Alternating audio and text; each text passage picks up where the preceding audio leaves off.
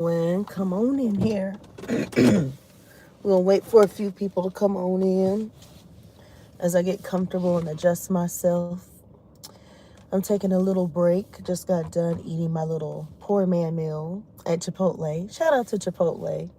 I finally got a chance to try the honey chicken Chipotle special. And since everybody kept ranting and raving about it, I said, well, I'm going to see what the hype is about. So I did a little food review earlier and posted it. So y'all can go in my little regular video section and check it out. In my opinion, it tasted like barbecue chicken. I don't know. But to each his own, everybody's taste buds are different.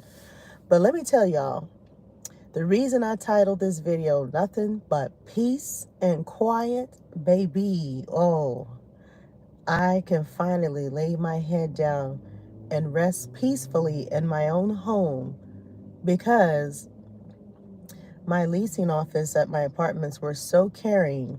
They actually had the regional manager contact me yesterday. She called my phone around, I want to say 5, 6 o'clock in the evening. She called my phone hella late. I was like, hello, who is this? She was like, hey, this is so-and-so from your apartments. I've been aware of the situation from the property managers on site. They've been doing a phenomenal job. I just wanted to let you know that we are taking these matters very seriously, and I just wanted to make sure that you felt comfortable because we went ahead and hired a security company. And I was just like, oh, really? She was like, yeah.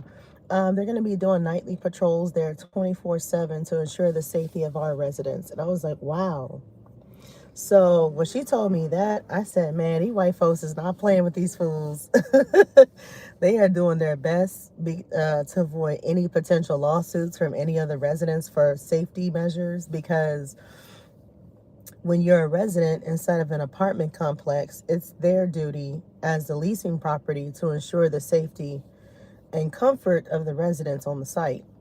Because if they don't, they would have to let that resident out of their contract and their lease, and they know that. So they're doing their best to keep me there. I told her I will happily stay, but I'm gonna need a transfer to a different apartment unit because I'd be damned to be a sitting duck, even though they kicking a fool out that's been stalking the shit out of me. As a safety precaution, I told her I'd rather switch apartment units because I'm not gonna do it yet until he's fully vacated from the premises. She explained that the eviction process is a 30-day notice. Of course, that's standard. So 30 days later, whenever they kick Stalker Boy out, then I will happily switch units. But until that time comes, um, yeah, I'm feeling good for once. I can finally breathe knowing that the judge gave me a protective order yesterday against this fool who I do not know, to make it worse. Complete stranger that's been stalking the living daylights out of me since I moved there. And just knowing that there's security on the property now, patrolling our building at night, makes me feel a little bit at ease. I counted about, I would say at least 6 or 7 times I seen this brother man security guard walking past my door last night. Like literally every other hour, this man was patrolling the shit out of my door. Um, Now the regional manager told me that they never told the security company which door to protect or watch out for, or who the resident was, out of privacy reasons. And I said, yeah, they don't need to know my name. But she did tell them to keep an eye out on the first floor where I'm at to make sure that nothing is going on, because she said that's where the most activity has been happening. So he walked on my floor a lot. Like he started around, I want to say 9 o'clock from what I seen on my doorbell camera till like 3 a.m. Like that nigga was out there all night. I was like, man, these fools are not playing. He was literally top flight security like Craig and Day Day from Friday After Next. He was not playing. And I thought he had a flashlight on the side of his belt for a minute, because I was like, they probably hired some cheap ass Allied Universal security guards, because you know how companies are with security on the premises. Oh no, they hired some real deal security guards. These are level 3 security guards that are patrolling my premises, and they carry firearms. I think his sidearm, from what I seen on the video, was a 45. It was a big ass Glock he had on the side of his hip. Yeah, they not messing around. They want to make sure that we feel safe, apparently. I said, out of all my years of living in apartment complexes, I've never seen armed security guards. This is a first.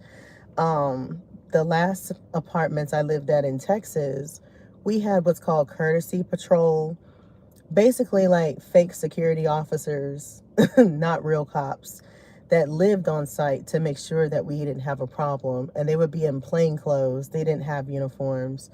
But even then, when we had courtesy patrol, I mean, they didn't really do much. They would just come out to see what the problem is or confront the person that you're having an issue with.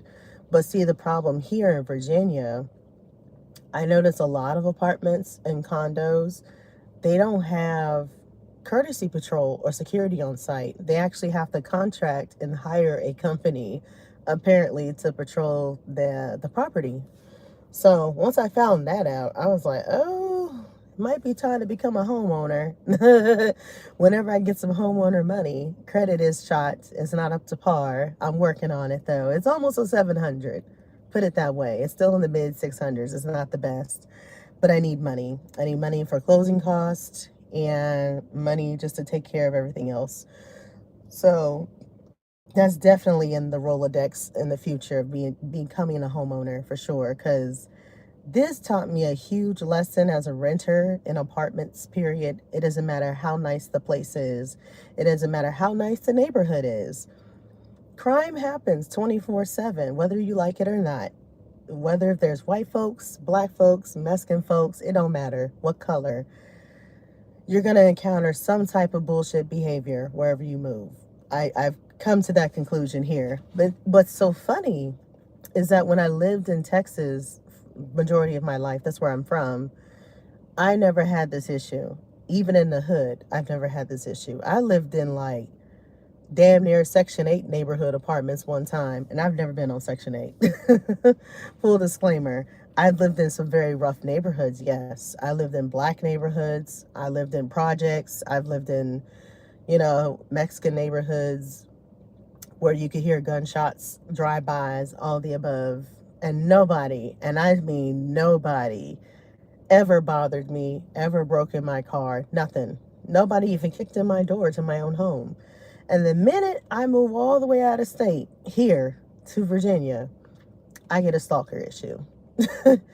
To somebody who I've never met, somebody who I've never spoken to.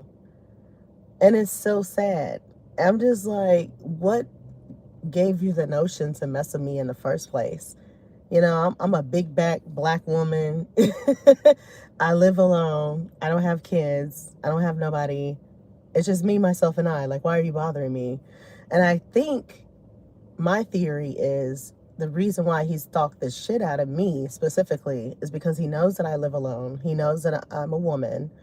And he figured I was vulnerable and I was an easy target to come after. But he didn't realize he done fucked around and found out once he got served them protective order papers yesterday. And it wasn't just me. I later found out through TikTok. Shout out to TikTok and all the other social media platforms for helping me discover this creep. Several black women reached out to me on TikTok and said they lived here on this property. And one of them said that he knocked on her door too. And she was a single black woman, no kids, no husband, nothing. And she reported him as well to the leasing office, but she said they never responded. Now, the other lady, she mentioned the name of my apartments, which I thought was odd because I never mentioned the name of the place where I live. I never told anybody on social media the name of the apartments. So when she said that, that alarmed me the most because I was just like, I hope she don't have no relation to this stalker creep because I never mentioned a word about the name of the apartment building where I'm having the issue. But then when I Googled her and did some digging on her, because I'm like detective, like Magoo over here, I'm digging and I'm researching. I'm going to find you quickly. I realized she was completely unrelated to the stalker. She is a some kind of doctorate nursing person. I think her profile says she worked at some hospital around here. But yeah, she's just a doctorate student in nursing, single black female, very pretty, by the way. And she basically said on the message on TikTok, she walks her dog around the building and she would always see him sitting at those tables in that lobby, just staring at folks, never saying nothing, just looking crazy. And I said, that's insane. I said, because that's how I knew she wasn't lying. When she had mentioned the name of my apartment building, I said, oh yeah, she's a resident here. And when I Googled her and it did a reverse check on her name and stuff, I seen the same address. I seen her unit number and everything. So there are real people apparently on social media who really happen to live in the same place that I live in that's seeing the same bullshit. And I said, okay, yeah, he's a problem. Because if other neighbors who I don't know, again, I'm very antisocial. I don't talk to people in my building for this reason. Reach out to me on TikTok and places like Instagram, complete strangers that I don't know, and they recognize him. That's pretty bad. And the one guy that helped me unlock the biggest piece of the puzzle, whoever this stranger was, shout out to that stranger from Instagram. That's the one who unraveled all the information. They were like, hey, I know this guy. I went to high school with this guy and everything. We used to work together. And gave me his name. As soon as he gave me his name, Googled him, boom, popped up his LinkedIn profile picture. If you haven't seen it, check out my shorts feed. I released his picture and his name, in case you're wondering. So in case you ever happen to cross paths with him, now you know what this creepy man looks like, because he doesn't know what know me knows. It's just ridiculous how much crap I had to go through. And it pissed me off to know that the police won't even do shit until you physically get somebody on some type of paperwork, such as a protective order. And I was just baffled how many times I've contacted the police when it first started happening, and they never did shit. Now that I have this protective order signed off by a judge, he cannot be within 1,000 yards of me for at least 2 weeks minimum. And if he happens to make any type of contact, it don't matter. Knocking on my door again, like he normally does, encountering me by the parking garage, some type of contact near me, he goes straight to jail. So, like I said, I slightly feel a peace of mind.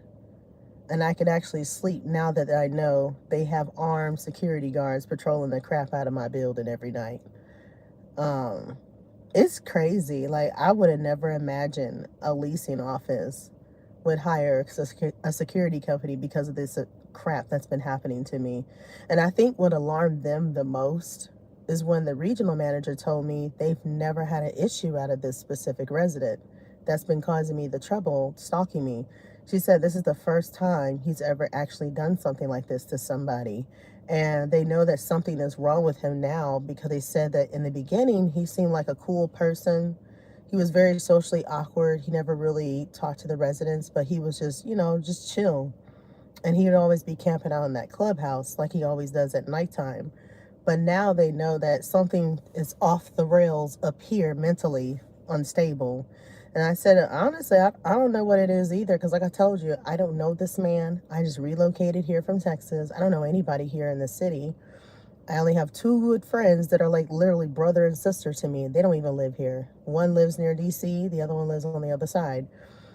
And I said, just knowing that someone constantly knocks every other hour of the hour, every damn day, even after you threatened this person to stop knocking on my door, or else they're going to face a 30-day eviction notice, and they still keep doing it, that's a mental issue. Like, if that were me, common sense would tell somebody to stop. Like, no.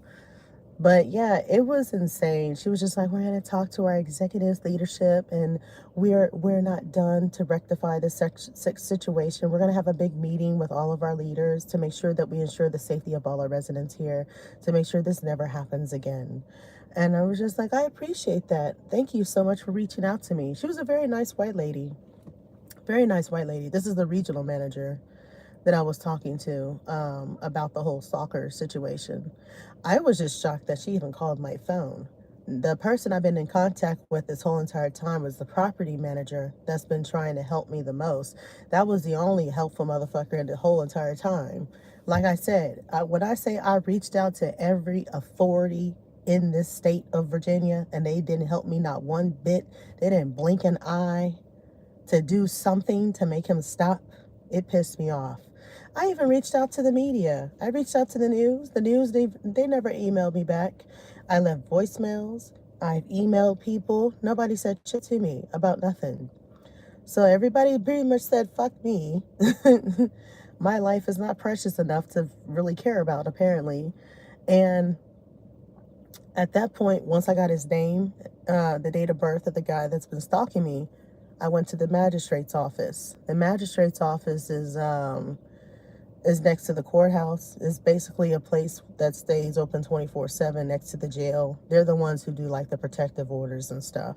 And I asked for an emergency protective order first before I went to court. The court was the very last solution. I was not planning to see a judge. All right. So the magistrate's office basically said, we would love to grant you this emergency protective order. However, since we cannot verify the correct unit number that he lives in, since y'all both live at the same property, we don't want to serve the wrong person a protective order. I said, well, I kind of understand where you're coming from because you want to make the mistake of serving somebody else. I get that. So she told me, take this denial and take it to the court, see a judge. When you see the judge, explain to him that you've been denied by the magistrate's office because we cannot verify the unit number. She said they shouldn't have an issue pulling the actual unit number from the officer's report that made your report, because I'm pretty sure they have all this information. So I said, okay. So that's when I went to the courthouse yesterday and filled out all that paperwork, went before the judge. Judge was nice as hell, nice old white man. And he only asked me a couple of questions. He basically said, so, where did you come from again? I said, Texas. I said, I don't know anybody here. I said, I literally moved here for a fresh start. I didn't expect anything like this to happen to me. He said, this man does not know you. I said, no, he's a complete stranger. I don't know anybody here in this city. Literally, is what I told the judge. And he was like, how many times has he knocked on your door? I said, at least 15 or 20 times in a span of 7 days. And I said, I have plenty of doorbell camera footage, too, of him knocking on my door. And I said, the leasing office also told him to not knock on my door and disturb me. He did it anyway. And they're forcing him out right now as we speak. They're evicting him. He was like, oh, no, we can't have that. We're going to go ahead and give you that preliminary protective order and go ahead and serve him with a deputy today to let him know not to come near you. And he told me to come back for an official hearing on the 15th of April to get a more permanent status protective order, which lasts up to 2 years. And I was just like, wow, thank you so much, Your Honor. I appreciate it. And I said, this is insane. You know, like, again, I've never had this issue in my entire life until I came here. I don't bother nobody. I don't say nothing to nobody. And I still get fucked with. It's just like, why? Why can't I just win? Just leave my black ass alone. I don't have anything for you. I don't have any money. Like, my most prized possessions are my car, my laptop, and my furniture. That's it. Like, I don't have anything on me. So I don't know what may have possessed him, like I said, to do this to me. But I just thought it was just so crazy. Like, this whole situation reminded me of, what's that movie with that dude stalking the shit out that girl? This reminded me of The Bodyguard. Y'all remember that movie with Whitney Houston and Kevin Costner? That's what that shit reminded me of. It reminded me of The Bodyguard. And then it also reminds me of that movie with Michael Ealy and it was Michael Ealy and I want to say Megan Good was in that movie. I don't know. Michael Ealy was stalking the shit out of somebody. No, it was Sanaa Lathan. Sanaa Lathan. She's a good actress. He was stalking the shit out of Sanaa Lathan because she had met him somewhere or something, and they went back somewhere, and she liked him, but she was dealing with her ex or something like that, her ex-husband, and he got jealous of the ex-husband. I think the ex-husband was like Morris Chestnut. He was trying to kill Morris Chestnut or something. I don't remember the whole storyline, but that's what this shit reminds me of. It reminds me of a real certified psychopath that literally doesn't know how to stop stalking somebody for no reason. Now, with her situation, it was a little bit different. She had relations with Michael Ealy. I never have relations with this man, nor have I spoke to this man.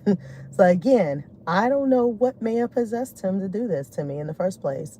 All of this started back on March the 20th. My movers delivered my household goods on March the 18th. And then this is when it's all started. Once he realized I was a new person, I lived alone, he started fucking with me. He wouldn't stop. It's insane. It baffles me. And I'm just like, I feel bad for whoever the other tenant is on his lease. He better hope and pray they don't get evicted either, because that whole unit's gonna be empty. He better hope that other tenant that's on his lease is not actually physically living there, or else he's gonna be bumping heads with that person that he got kicked out. I would hope they would keep that current tenant, whoever's on that lease, to stay. I would hate for the other person to get kicked out. I don't think they would do that though, but because they're on that lease together, they're probably going to end up kicking the other person out. I'm just like, oh well, too bad, so sad, you did it to yourself. I don't know what to tell you. But anyway, I'm going to stop rambling.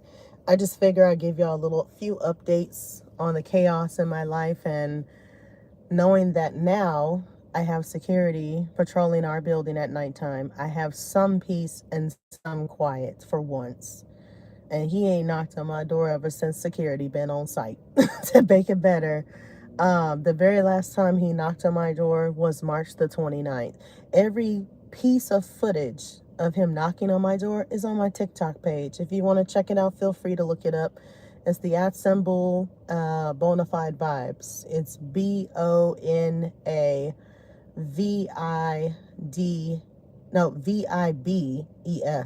Bonafide Vibes. That's my TikTok. But yeah, check it out. You'll see all the lovely doorbell camera footage of this man that's been stalking the shit out of me since the 20th of March. There's at least 5 or 6 videos on TikTok of him walking and stalking the shit out of me, knocking on my door, not saying nothing, giggling, laughing, and walking away. I've only uploaded a copy of the very first doorbell footage of him on YouTube because I felt it was unnecessary to upload all of it on here.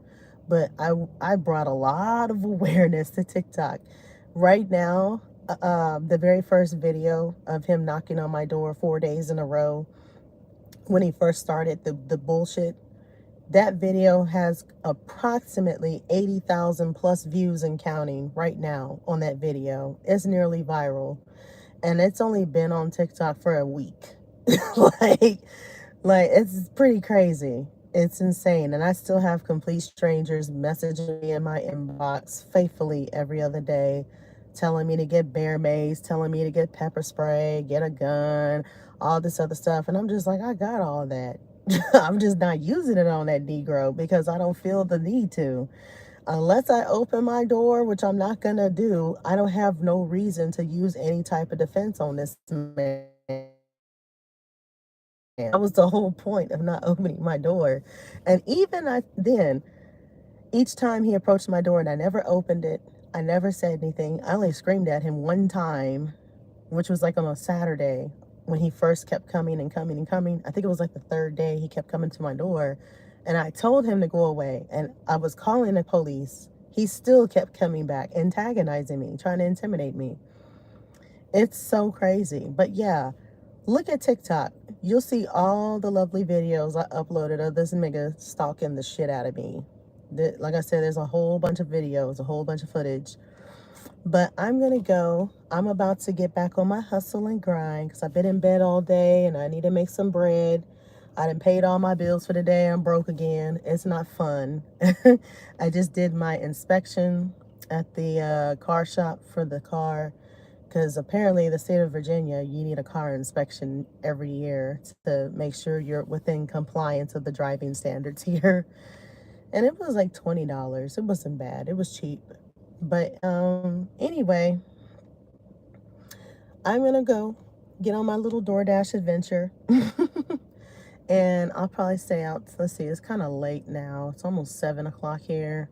I'll probably stay out till about 10 or 11, most likely. I normally don't stay out that late, but if it's on and popping, then yeah, I'll stay out for like maybe 2 or 3 good hours and then go home. But yeah, I will keep you guys posted if anything changes. But for now, nothing but peace and quiet in my own home for once. And I'm glad. I'm so glad I have a very caring leasing office in my apartments. They actually give a fuck. You'd be surprised. A lot of these leasing offices these days and some of these apartments and condos, they don't be giving a damn about their residents' safety. They really don't. And I think the reason why they're implementing so many security measures is because of the liabilities that they face. They probably don't want any lawsuits from any residents if, God forbid, this issue happens to arise to anybody else. But once he's vacated from the premises, they shouldn't have any issues, because she even told me that property that I just moved to it's fairly new. They just built the building in 2023 or 2022, and she said they've never had an issue like this before, ever, on that property. So I was like, yeah, as soon as he's gone, you probably won't have no more issues. It's just him. And for the record, I don't know if I mentioned before I go, I found an arrest record on the guy that's been stalking me. That's how I got his date of birth. And it didn't say what his charges were, but I know he got arrested out of Hampton, Virginia, which is about an hour away. So tomorrow, I'm getting my ass up in the crack of dawn to go all the way to Hampton to the records division to find out what his lovely charges are, because they won't show me what the charges are online. See, that's the bad part about public records. If you ever happen to be arrested, it doesn't matter what state you live in. All you have to do is go to the records division, pay a little fee, like $5 or $10 or $20, just to look up somebody's whole entire life. Because I want to see if those charges are violent or non-violent. In my opinion, judging from his character, I think it's a violent charge. I could be wrong. It could be something as little as a DUI, a DWI, which is still just as bad. But I need to see what the fuck he got charged with, because that charge was back in 2018 when he got arrested. So see what I'm dealing with, because the minute I get a copy of that lovely charge on that arrest report, I'm going to take that copy of that arrest report to the judge on my hearing and show him this is his character. And if he tries to say that he's disabled and he has a mental issue and he can't help it, or he's autistic, no, bullshit. You ain't that damn goddamn disabled or autistic or whatever if you got an arrest charge as a violent charge on top of that. You're well within your mind. Like, I doubt that he's going to show up at the hearing, but if he does show up, it's going to be a day in hell. It's going to be a day in hell. I have a folder this thick of paperwork to take to the judge because of him. One of them, the pieces of my papers, is a personal statement to the judge that I typed up, at least 6 pages to be exact, to let the judge know of all the events. And I summarized everything, and I told him how I feel and how I felt uncomfortable and how I felt not being safe in my own home, blah, blah, blah. I also have a thumb drive. Oh, my white friends are smart. Shout out to my homegirl, Amber. She used to be stationed in the military with me. My homegirl told me, girl, get you a thumb drive. This is why you need white friends in your life, because they know what the fuck to do. Get you a thumb drive and save those clips to that thumb drive and give it to the judge. I said, why? I said, he could just easily get it from my phone. And she told me sometimes if you go to the courthouses, they won't allow you to bring your devices in. I said, okay, cool. So I did exactly what she told me. Man, the minute I went to that courthouse yesterday, she was right. They will not allow you to bring in your cell phone. So if you have any type of key pieces of evidence, you better have that shit printed out or on a thumb drive. And that's exactly what I did. I printed out all my call history logs from my cell phone service to show how many times I contacted 911 for assistance and how many times I contacted the non-emergency hotline for assistance to speak with a sergeant that was doing my police reports. And then I also printed out copies of the screenshots of the messages I got from complete strangers who recognize this man and the one that told me his name, to show the judge how I got his name, how I got his date of birth. And then I'm trying to think what else I have in my folder. Let's see here. My personal statement, my screenshots, my call history logs. Oh, my magistrate paperwork to show that I've been denied the emergency protective order from the magistrate's office. That's pretty much it. But yeah, I got a lot of paperwork for days. Lots of paperwork and a police report. I have a copy of that as well to show the judge that I attempted to get some type of assistance to stop him, but they didn't do nothing. And for the record, the police report was trash. It was completely blank. They redacted his information from my report since we both live on the same property out of privacy reasons. That's the bad part. And they just put suspicious black male unknown. That's all it says on the report. It's terrible. And I wasted $10 for that damn trashy ass report. Yeah, I have a whole bunch. And then I also printed off a copy of my complaint email to the Attorney General's office to let them know that I wanted to file an official complaint on the PD, the police department, for not doing their jobs. Because I'm just like, I could have been hurt. I could have been killed, something. And luckily, I got this protective order because they made it seem like I couldn't get a protective order. The police was so trash. They basically was like, he got to commit some type of injury or physical assault and blah, blah, blah. And he's got to harass you through some type of communication, such as phone and email and texting. And I'm just like, come on, stop being lazy and do your jobs. But yeah, don't ever listen to these patrol cops. I learned a very valuable lesson.